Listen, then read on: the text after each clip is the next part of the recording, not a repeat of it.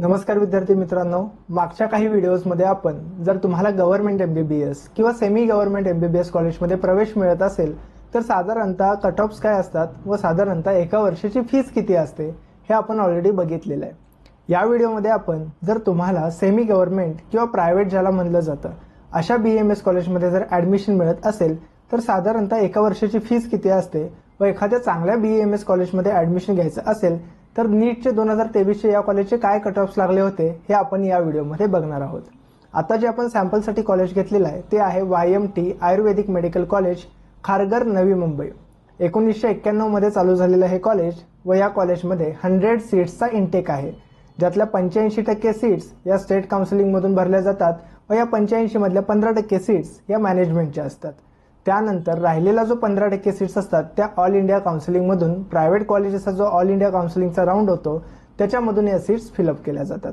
आता साधारणतः 2023 मध्ये या कॉलेजचे काय कट ऑफ्स होते हे पहिल्यांदा आपण बघूया. ओके, सो SC कॅटेगरीचा कट ऑफ होता 415 मार्क्स, ST कॅटेगरीचा कट ऑफ होता 309 मार्क्स, NTC 449, NTD 459, OBC 455 व सगळ्यात जास्त ओपन कॅटेगरी तो म्हणजे 458.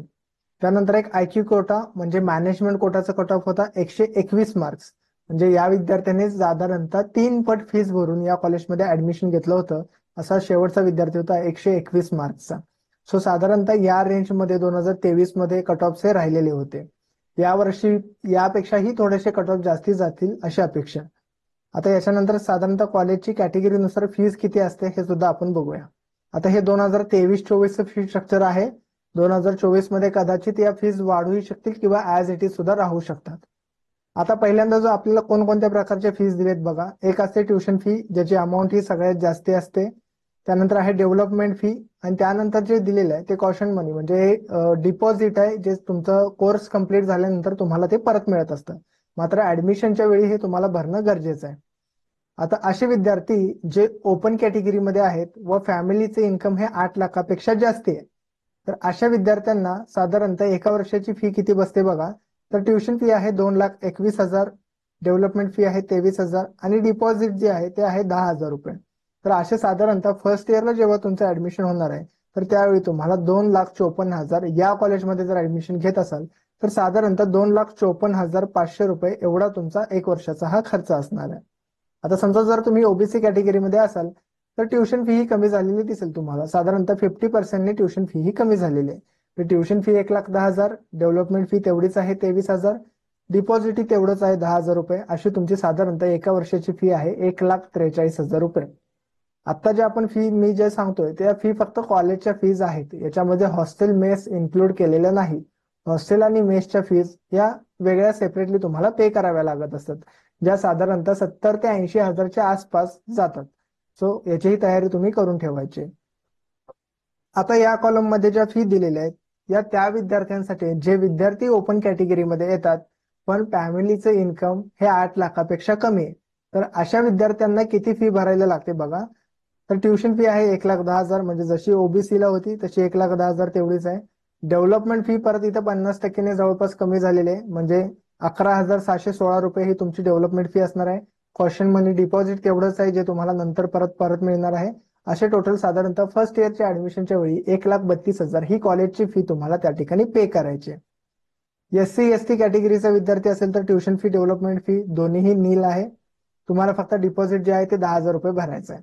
त्यानंतर VJ, आता NT इथं फक्त NT दिलेलं आहे, तर NTB, NTC, NTD, SBC या सगळ्या कॅटेगरीच्या मुलांना साधारणतः 33,000च्या आसपास ही एका वर्षाची फीज येणार आहे. आता या फक्त मी कॉलेजच्या फीज सांगितल्या, याच्या व्यतिरिक्त थोडेसे युनिव्हर्सिटीच्या फी, इलिजिबिलिटी फीज वगैरे असतात. तर त्या किती असणार आहेत बघा. ओपन कॅटेगरीचा विद्यार्थी फॅमिलीचं इन्कम 8 लॅक्स असू दे किंवा 8 लॅक्सपेक्षा जास्ती असेल तरी सुद्धा साधारणतः 6,900 म्हणजे 7,000 रुपयाच्या आसपास ह्या ऍडिशनल फीज असणार आहेत. याच्यामध्ये काय काय दिलेलं आहे. युनिव्हर्सिटी एनरोलमेंट फीज, स्पोर्ट्सच्या फीज असतील युनिव्हर्सिटीच्या, डेव्हलपमेंट फीज असतील युनिव्हर्सिटीच्या, तर साधारणतः ते 7,000च्या आसपास आहेत ओपन कॅटेगरीच्या विद्यार्थ्यांसाठी. रिझर्व्ह कॅटेगरीच्या विद्यार्थ्यांसाठी जवळपास त्या 3,500च्या आसपास आहेत. आणि असे विद्यार्थी ज्यांनी 15% जो एक ऑल इंडिया कोटा असतो प्रायव्हेट कॉलेजेससाठीचा, त्यामधून जर ऍडमिशन घेतला असेल मग तो कोणत्याही कॅटेगरीचा विद्यार्थी असू दे, तर त्याच्यामध्ये साधारणतः सेम फीज म्हणजे 6,900 रुपये फी तुम्हाला या भराव्या लागतात. खाली 15% जो मॅनेजमेंट कोटा दिलाय त्याच्या फीज या वेगळ्या दिलेल्या आहेत. त्या साधारणतः 19,000 ते 20,000च्या आसपास या तुमच्या फीज राहतील. जसं की मी अगोदर सांगितलं होतं की बरेचसे पॅरेंट्स विचारतात की जेव्हा आमचं ऍडमिशन होतं त्याच वेळी या सगळ्या फी भरणं गरजेचं आहे का नंतर आम्ही इन्स्टॉलमेंट्स मध्ये या फी भरू शकतो. तर याचं उत्तर आहे नाही. कारण ज्यावेळी तुमचं ऍडमिशन होतं, ऍडमिशन जेव्हा तुमचं अलॉटमेंट लेटर येतं तर त्याच्यानंतर जवळपास आपल्याला 4 दिवसाचाच वेळ मिळत असतो. या 4 दिवसामध्ये तुम्हाला तुमचे ओरिजिनल डॉक्युमेंट्स आणि इथं खाली तुम्हाला लिहिलेलं दिसत असेल की please pay fee in the form of DD, कोणत्या नावाने डीडी काढायचं इथं दिलेलं आहे. सो तुम्हाला जो 4 दिवसाचा वेळ मिळणार आहे, या 4 दिवसाच्या वेळामध्ये तुम्हाला या कॉलेजच्या नावाचा, सपोज तुम्हाला ओपन कॅटेगरीमधून ऍडमिशन मिळालं असेल तर 1,32,000चा हा एक डीडी आणि इकडे ओपनचा जो काही फीज असेल साधारणतः 6,900, तर असे 2 वेगवेगळे डीडी काढून हे तुम्हाला त्या 4 दिवसामध्ये कॉलेजमध्ये जमा करायचं, तरच तुमचं ऍडमिशन हे कन्फर्म पकडलं जातं. त्यामुळे फर्स्ट इयरच्या फीज मध्ये तरी काही इन्स्टॉलमेंट्स वगैरे तुम्हाला मिळणार नाहीत. सेकंड इयर पासून तुम्ही कॉलेजला रिक्वेस्ट करून इन्स्टॉलमेंट्स मागू शकता. पण फर्स्ट इयरला जेव्हा तुमचं ऍडमिशन होणार आहे तर त्या 4 दिवसामध्ये तुम्हाला साधारणतः 1,32,000 असेल, 1,50,000 असेल, तुमच्या ज्या काही कॅटेगरीनुसार फी असतील ते तुम्हाला या 4 दिवसामध्येच पे करायचे. याची पॅरेंट्सनी तयारी करून ठेवायची. याच्या व्यतिरिक्त तुम्हाला अजून काही नवीन टॉपिक्स वरती व्हिडिओ हवे असतील तर कमेंट बॉक्समध्ये तुम्ही लिहू शकता.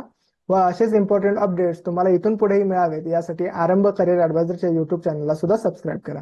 थँक्यू.